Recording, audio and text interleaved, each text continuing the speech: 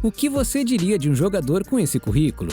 3 Champions Leagues, 2 Supercopas, 2 campeonatos italianos, 5 campeonatos holandeses, uma taça europeia e uma Euro, além de estar várias vezes entre os 3 melhores do mundo. E isso só como jogador. Como treinador, ainda teria mais uma Champions e uma reformulação no futebol mundial, que mudou a forma como o jogo era jogado, e ainda foi responsável pelo auge de Ronaldinho Gaúcho e o início de carreira de Messi, Xavi, Iniesta e outros craques. É uma carreira incrível, né? O responsável por tudo isso daí é um holandês chamado Frank Rijkaard. E se você não conhece tão bem esse nome, fique tranquilo, porque isso foi uma escolha do próprio Frank, já que depois de anos como um dos principais nomes do futebol, o cara resolveu simplesmente desaparecer. Então já deixe seu like e se inscreva no canal, porque hoje vamos te contar a história dessa lenda do futebol e como ele simplesmente sumiu do mapa.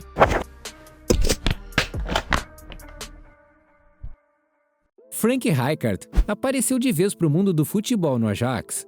Desde criança, ele já chamava atenção por sua habilidade. Ele e seu amigo, um cara que se tornou um jogadorzinho no futuro, chamado Ruud Gullit, simplesmente jogavam demais. E vendo isso, o Ajax não perdeu tempo e tentou a contratação dos 2 craques, mas acabou conseguindo trazer apenas Frank, que viu seu amigo ser contratado por rivais do seu time, primeiro o Feyenoord e depois o PSV.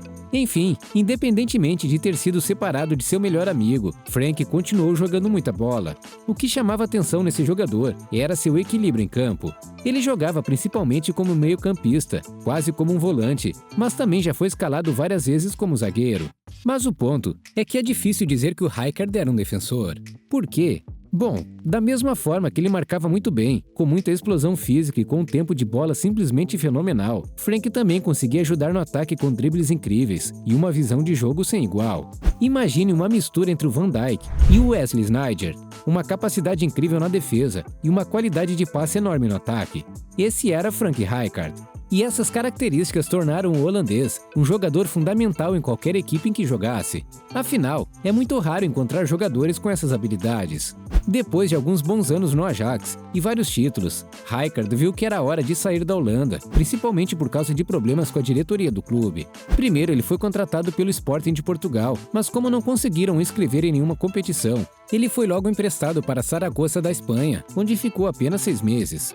Já em sua volta a Portugal, um gigante do futebol mundial abriu os olhos para cima do jogador holandês.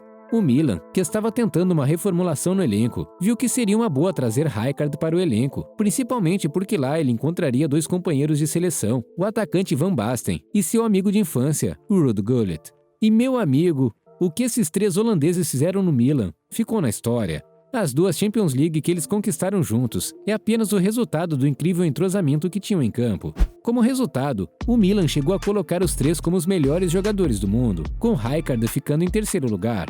Na temporada seguinte a esse feito histórico, o Milan mais uma vez conseguiu colocar 3 jogadores no topo dos melhores jogadores, com Rijkaard ficando mais uma vez em terceiro, e dessa vez com o italiano Baresi, ocupando a 2ª posição. Aquele Milan é sem dúvida uma das melhores versões do time italiano, brigando fortemente para ser um dos melhores elencos de todos os tempos.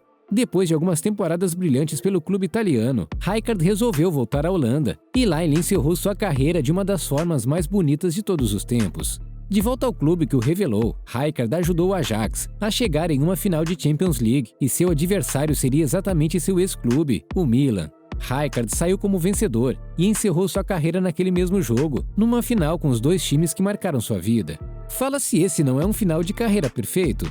Ah, e claro que eu não posso esquecer de falar da seleção. Afinal, Rijkaard estava no elenco que ganhou o único título da história da seleção holandesa, que foi a Euro de 1988. E eu ainda me pergunto como aquela geração holandesa não conseguiu ganhar nenhuma Copa do Mundo. Enfim, depois que encerrou sua carreira como jogador, Rijkaard aproveitou bastante a aposentadoria, até que no início dos anos 2000, ele voltou à ativa como técnico. Inicialmente, ele assumiu a seleção holandesa, onde conseguiu uma campanha excelente na Eurocopa de 2000, apesar de não conseguir vencer. Depois disso, ele teve uma passagem horrível pelo Sparta Rotterdam, que resultou no rebaixamento inédito na história do time. Mas isso não impediu que ele fosse indicado por Johan Cruyff, a maior lenda da história do futebol holandês, como o próximo técnico do Barcelona. E o Cruyff não podia estar mais certo nessa indicação. Mas antes de falarmos nisso, vale a pena lembrar que Cruyff sempre foi muito fã do futebol mostrado por Rijkaard. E cara, para se conseguir o respeito de um cara tão lendário como Cruyff, é porque o Rijkaard realmente jogava muita bola. Enfim, recém-contratado pelo Barcelona, o holandês enfrentou uma certa pressão no inocupo de trabalho, principalmente porque ele não tinha muita experiência como treinador. Mas a verdade é que no time espanhol, Rijkaard fez história mais uma vez. Nas suas mãos, ele tinha um elenco com jogadores no auge físico, como Ronaldinho Gaúcho, Deco e Eto'o, e ainda tinha jovens talentos como Iniesta, Xavi e Messi.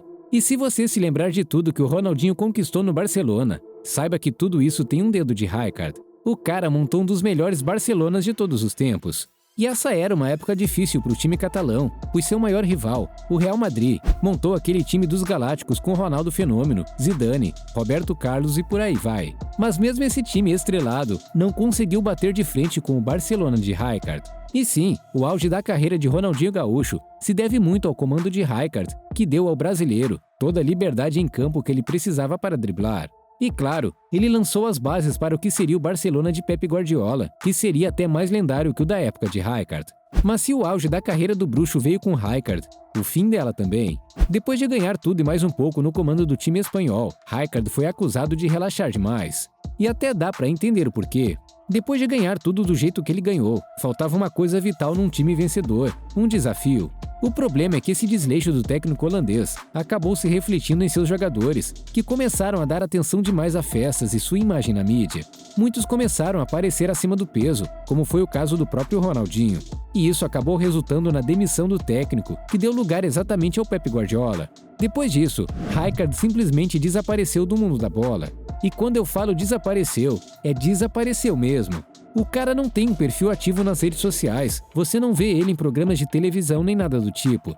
Nem sequer notícias sobre o ex-jogador surgem na mídia. E o que Rijkaard está fazendo da vida então?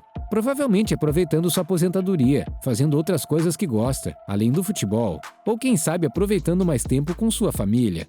Enfim, o que ele está fazendo não importa, porque o que deve ficar na nossa memória é o personagem lendário que Rijkaard foi para a história do futebol, que influenciou uma geração inteira. Como por exemplo, esses dois carinhas que estão aparecendo no lado do craque nessas fotos. Conhece esses dois? Pausa o vídeo e deixa aí nos comentários seu chute de quem são esses dois outros craques holandeses. O da esquerda é o Patrick Kluivert e o da direita é o Wesley Sneijder. E aí, acertou? Falando ainda do Ronaldinho Gaúcho, mesmo perdendo um pouco a magia, quando jogou pelo Milan, o bruxo ainda era muito embaçado. Só que por lá ele acabou enfrentando o outro do futebol, o Cristiano Ronaldo. Quem levou a melhor nesse confronto? Clica no vídeo que está aparecendo na sua tela e veja esse duelo histórico. A gente se encontra lá.